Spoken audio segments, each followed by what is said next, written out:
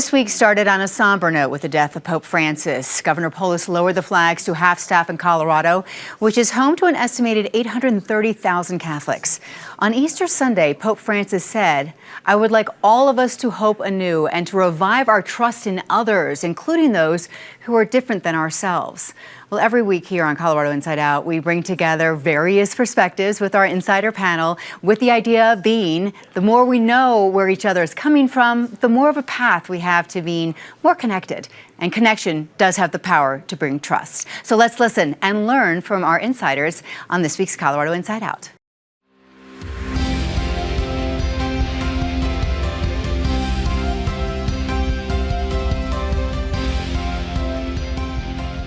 Hi, everyone. I'm Kyle Dyer. Let me get right to introducing you to this week's Insider panel. We start with Patty Calhoun, founder and editor of Westward.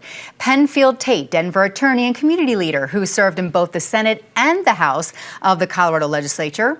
Alton Dillard, principal consultant at the Dillard Group and senior advisor to the firm of Rockford Gray. And Amber McReynolds, national elections administration expert and former director of elections for the city and county of Denver. This week, Colorado legislatures did the number one thing that they are elected to do, and they arrived at a budget. And they closed a $1 billion shortfall. Now, while coming up with the state's spending plan every year is top priority, the Democrats in the majority have also been focused on this session, adding more protections to existing state laws and preparing for any possible legal challenges that might come from the federal government. Patty, it feels like a cat and mouse game. I don't know if that's the right term. Well, it does when you are in the blue island of Colorado, surrounded by a sea of red, and you see the kind of protections that some of them are still proposed in the legislature. Some have come through and are at Polis's desk, like providing guarantees to abortion. You have the fights going on still over the LGBTQ and transgender issues that are at the State House. But it is so contrary to what you see coming out of Washington, D.C., that you feel like we're challenging D.C. and Trump every single day. The legislators put in $4 million, approved $4 million for a legal fund, because we're going to have to fight to get the money that we are due according to federal allotments. But there's certainly been noise that states like Colorado that are contrary to Trump's feelings won't get their money. So we have a lot of fights ahead of us, and how many different lawsuits. We just joined another one against the tariff rulings. Yes, we did. All right, Penn. You know, the legislature's got an interesting bag they need to sort through. Patty's right about taking protective action to protect Colorado from what's happening at the federal level, but I think that's fair and appropriate. I mean, this is a president who is surrounded by people who have harped for decades about states' rights, states' rights, states' rights, and now when they start punishing states, they're surprised that states are pushing back. So that's appropriate. Our legislature should be doing that. The big issue in Colorado still remains our budget. They had to cut $1.2 billion. It is a function, and I know I sound like a broken record, but it's Tabor stupid. You've got to figure out how to go to people and talk about Tabor, because there is money there. It's just the artificial restriction puts us in a bind. We have funded some continuing programs with one-time dollars, and now those one-time dollars are gone, and you have to reconnect and refigure the budget because of that. So it's a tough task. In your years in the legislature, did you ever have that much money that you had to cut? Not that much, but I'm the person who, for the first time, gets on the JBC in a down year. So my 2 years on the JBC, we did have to cut the budget when previously we had not in my prior legislative career, which is part of why I'm hearing rumors now that for some reason there may be a special session to deal with other aspects of the budget. Okay. Alton, your thoughts? Yeah, my thoughts on that are a couple things. One, I don't think they're doing a very good job of letting people know that the pain that they're talking about fiscally right now, this is just 1 year. I keep hearing that it's going to be worse down the road. And to some of the tensions that Penn is talking about, there are some people who say, yes, Tabor's to blame. There's other people that are saying that runaway, rampant government spending is to blame as far as putting Colorado in this shortfall. And back to the protection piece, that's one of the things, like has been mentioned, Colorado is this bluish, purplish island because doing everything from expanding protections in Colorado's already excellent election model to the abortion issue to immigration issue, but also keep in mind that protection against Trumpism was one of the things cited by Senator Bennett as why he thinks he could be more effective in Colorado than out in D.C. where the Democrats have been neutered. Okay. All right, Amber.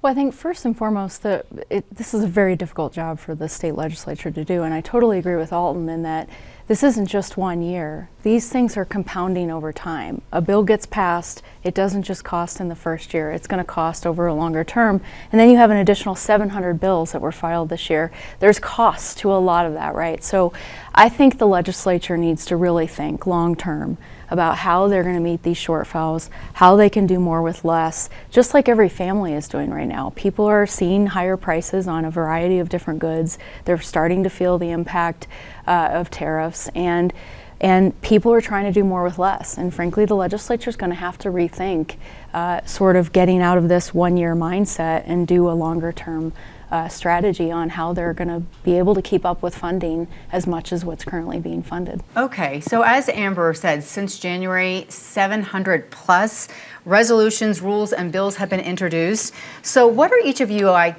keeping an eye on, or what surprised you this session, or what are you waiting to see still happen in the next week and a half? I'll start with you, Penn. There's a Senate bill that's proposing a tax exemption and incentives to bring data centers to Colorado. But it seems odd in this difficult time to start throwing more money at big companies to build stuff on the hopes that it's going to pay off economically.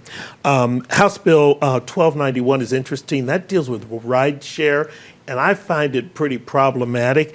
It has been amended heavily and is being negotiated, but it creates liability on the rideshare companies to protect people because of claims and charges of sexual assault by drivers and everything. So there's an effort to enhance public safety. And finally, I find it fascinating that the legislature is really considering suing the state over whether Tabor is constitutional.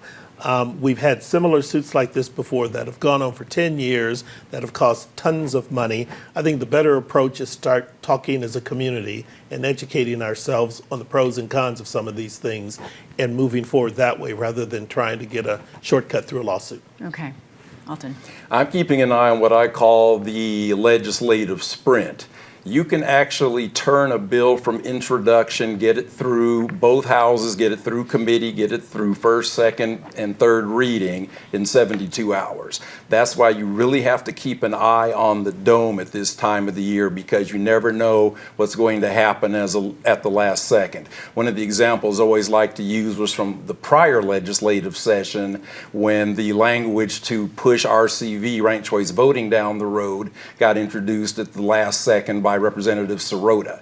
That's an example of some of the things that can happen down there. My friends in the lobbying corps who are already putting 10 to 12-hour days in are now looking at 18 to 20-hour days because sine die that's a hard stop. There's no, well, we're not quite done, so we get a couple of 48-hour extensions. It does not work that way. So keep an eye out for any last-second things that slide under the radar. Okay, Amber. There's been a number of discussions around fixing the AI bill that was passed last year. That continues to certainly be a hot button item that not only industry cares about, but small businesses care about because it affects their innovation and their implementation of dollars towards improvements in their services. So certainly the AI bill. Another bill that I saw and actually failed earlier this week was one that was kind of a little bit interesting to me in that it was going to require that all gas tanks have a warning label for the health effects of gasoline. And so it was very odd to me that that kind of bill would be proposed, given that it's likely going to cost a whole lot of money for the state to implement something like that and keep it up and manage all of that. So I think it's a good example of a bill that failed, almost kind of a solution in search of a problem with also a lot of spend on what that would look like to implement. Okay, all right. Well, I would be all for saying gas tanks can't talk to you at all. You know, I just was No, there you refilling go. my tank. You're in shock over what the prices are right now. And then all of a sudden you're hearing you can go inside and buy a pizza from your voice overhead. So I'd like to see that legislation come in 72 hours. Someone here could do it. I'm watching the rights issues that are still going through. You've seen the book banning issues that have come up before the legislature to give schools, libraries the right to stock what they need to. You've seen educational issues about Black education, that you can include this in history. So there still are a lot of really tricky issues going through the legislature that are, again, counter to what we're seeing in DC, where all of a sudden history is being rewritten if it's not being entirely erased. So good for the Colorado legislature to keep pushing for accurate history and access to history. Okay. One other thing to remember about the legislature, by rule, the rules change over the last 10 days of the session. So deadlines get shifted, requirements get shifted, so it's easier to move more quickly the last few days of the session than during the prior 80 days of the session. Okay, all right. Colorado's cultural entities are really scrambling right now, either with a reduction in federal funding or from corporate partners who are questioning their support of these local events and organizations. I'm going to start with you over there, Alton. Yeah, one of the things I always tell my clients is they need to have diversified funding sources. And one of the things that people sometimes forget is that there's a sort of a pattern here. So I'm going to use the example of the transition that happened between US West and Quest. Back when US West was still the phone company here, they were big into diversity, corporate giving, etc. As soon as Joe Nacho and the Quest crew came in, those were the first two things to get removed. And, you know, I was a member at the time of the Urban League Young Professionals, believe it or not, and that sort of created this domino effect of what needed to be scrambled up funding-wise. And the whole thing with DEI to me is that two things. One, that the main beneficiaries are white women. Second of all, when it comes to the whole issue of quote-unquote DEI, we self-identifying blacks are only about 14% of the country. So why people think that this is just somehow getting rid of any form of meritocracy when they're trying to erase our history. So there are two movements going on right now. There's the hands-off movement, and then there's also what is, I'm going to paraphrase, the Sit Your Black Behind Down movement, where people are saying it wasn't folks who look like us who put the country on this trajectory, so maybe it's time for some more pink hat marches or something. Yeah, I totally agree on the diversification of funds for especially nonprofits or cultural centers. I mean, I think it's always important to approach things in that way. One of the stories that I've spent a lot of time telling and learning about in recent years is actually that of the United States Postal Service. And the number of people that I meet all over the country that have a family member that was a postman or a letter carrier or a postmaster. In fact, Abraham Lincoln was a postmaster at the age of 18 years old in Salem, Illinois, made about $50 a year and served in that role. And fast forward to the Civil War, that was where he had the idea to actually have soldiers vote by mail because he had been a postmaster and understood that's how you could deliver a really important aspect of government to those soldiers that were serving abroad. So you look at the history, the Postal Service is now 250 years old this year, and our country is a year younger, and it literally built the economic engine of the United States, and it grew with the diversity of the nation. And it all happened naturally because we were trying to build something that would bind the nation together. And I think it's a great example of the importance of understanding history and recognizing that so that we can all grow together to build a better future. All right, Patty, what you got? I'll try to give a lesson. Colorado Humanities sent out an alert earlier this month that it was in big trouble because its funding, National Endowment for the Humanities, also comes down to the state humanities councils. They say we're going to have to get rid of our programs like Colorado Book Awards, the Poet Laureate programs. They do a Chautauqua where they have people going and giving presentations on historic figures. endowment, the humanities in this state, and probably every single state, is in trouble because most of their money does come from the feds or other government sources. By contrast, the Colorado Council on the Arts and Humanities switched it to Colorado Creative Industries under Brian Vogt a long time ago, and they diversified their funding and their different programs, so they're in less trouble. Still a state program, but they're in a lot less trouble than humanities is here. But you look at Juneteenth, right outside this door, which is talking about it's going to have to go down. It's 59th year from 2 days down to 1, and even that is in trouble. So we need to celebrate the arts, the humanities while we can. And lastly, Penn. You know, Amber's lesson was a good one because you need to know that when you think about and hear about these efforts to privatize the Postal Service. It's like, why? It's not like some of the other private messenger and delivery services are great shakes. There are places they won't go and they won't serve. So consider that when you hear some of these things. In terms of diversifying support within the nonprofit community, I would just offer this to the corporate community.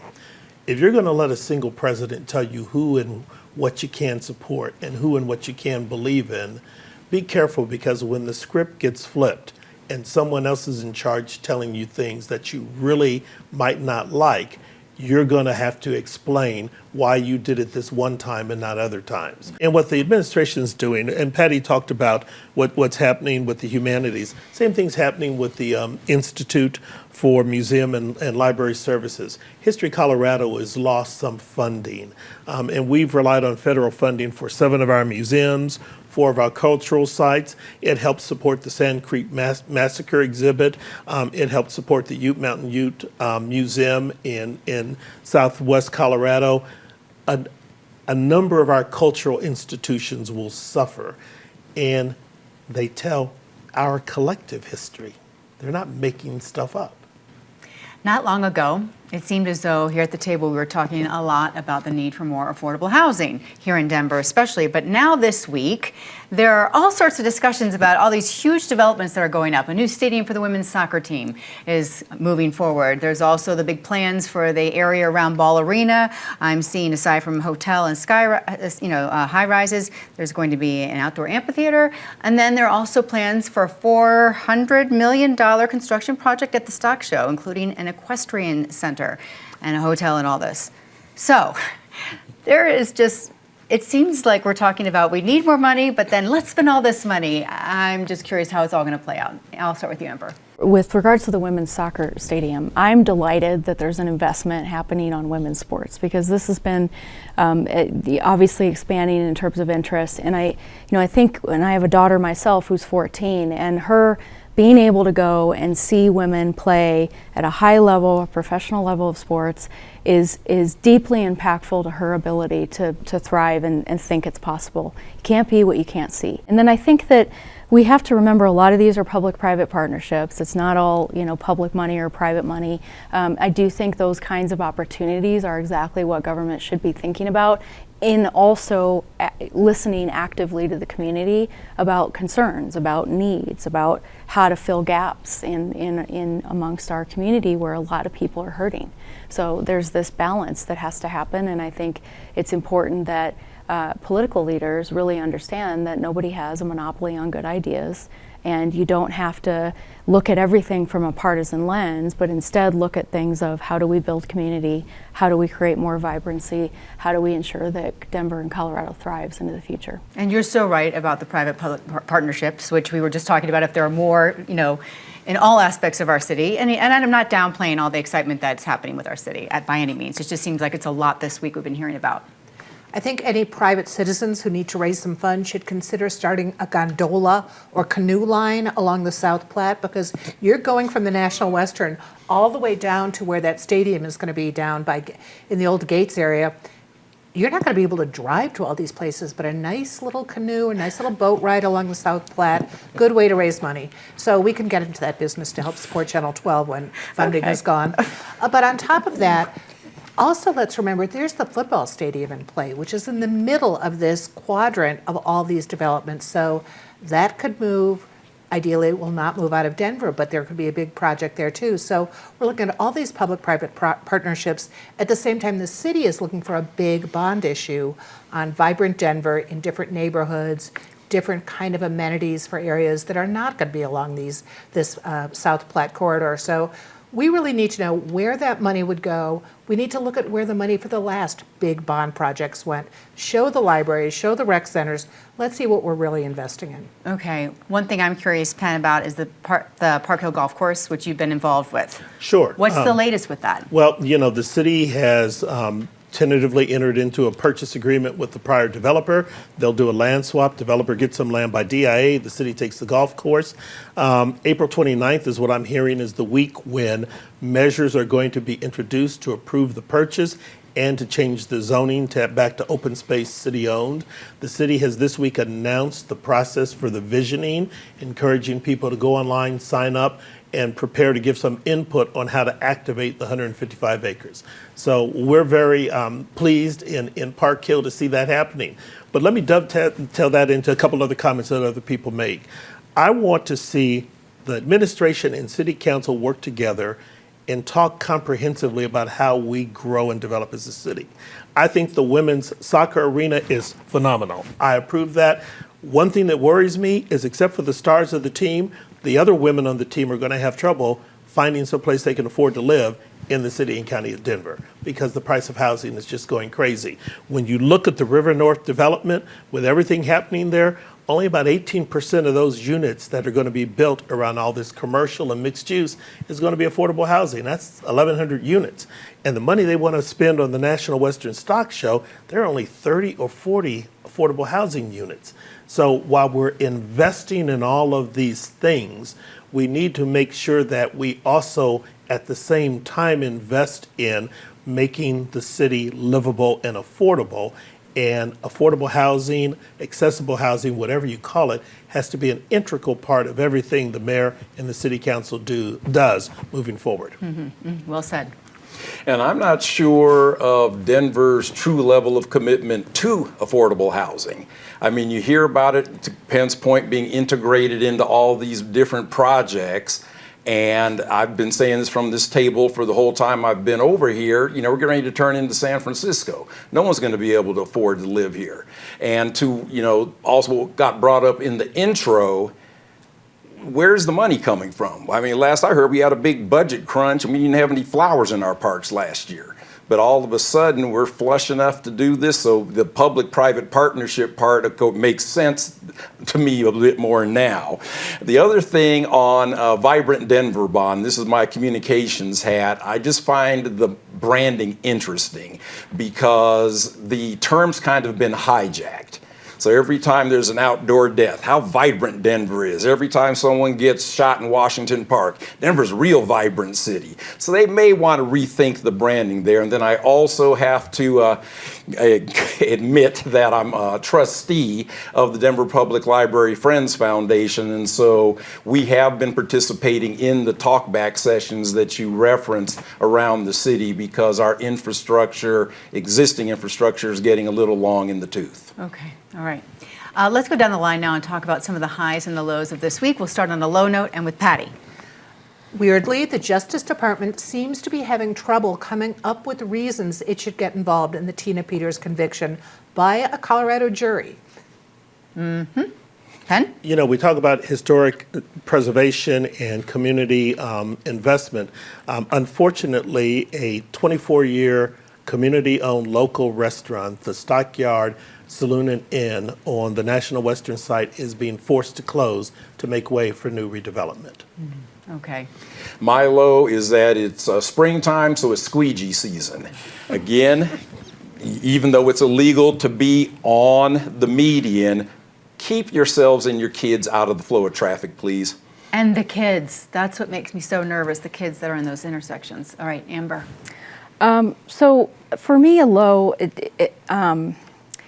is I really wish elected politicians would try to find more commonality amongst the citizenry and recognize that a filter of your partisan perspective is not always the best answer to solve problems. And so, it just seems so many news stories are always about so-and-so proposed this, they're not this, so therefore everyone's going to oppose it because they're in that mold.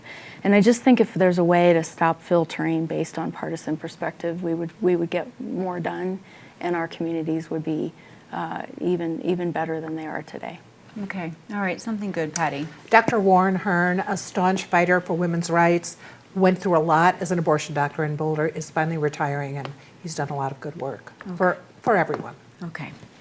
Yesterday was the 44th Governor's Holocaust Remembrance Program. It is always moving to hear Holocaust survivors and their descendants talk about that time, especially when you have some people claiming it never existed, it never happened. Mm-hmm. My high is a belated birthday shout out to my former boss, U.S. Senator Ben Nighthorse Campbell, 92 years old, still kicking. Thank you for taking a chance on this shuttle bus driver and launching my career. And he's a fabulous jeweler. He used to make beautiful jewelry as well. Still designs. He still does? Okay, awesome. Amber. Spring flowers, spring sports, and spring snow, which makes the grass greener. There you go. Okay. My high is that next week, Denver is going to be in the spotlight as Series Fest gets going for its 11th year. Series Fest is to TV shows what Sundance is to movies. And it's so appropriate that the founders made the home of Series Fest here in Denver the birthplace of cable television. I recently spoke with Randy Kleiner, who is one of the co-founders, and she wants everyone to know that all are welcome. We do panel discussions. You can learn about how your favorite television series get made from the creators, from the actor point of view, from costume design, set design, all different things.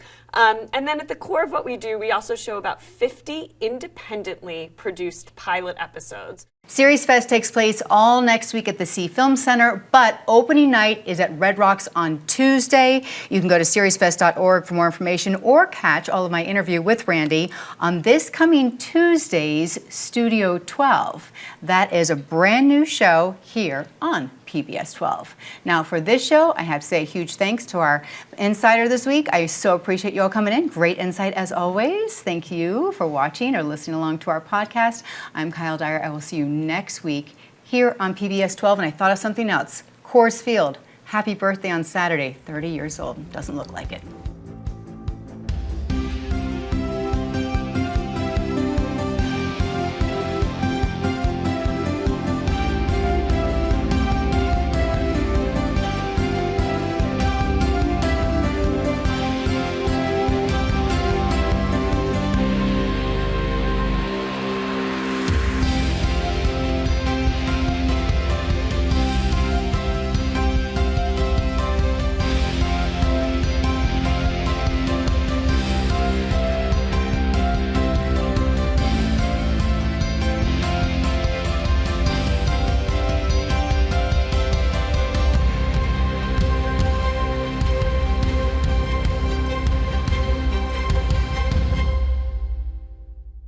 PBS 12 believes in the power of original, local programming. Help us bring more shows, like the one you just watched, by donating at pbs12.org/program support today.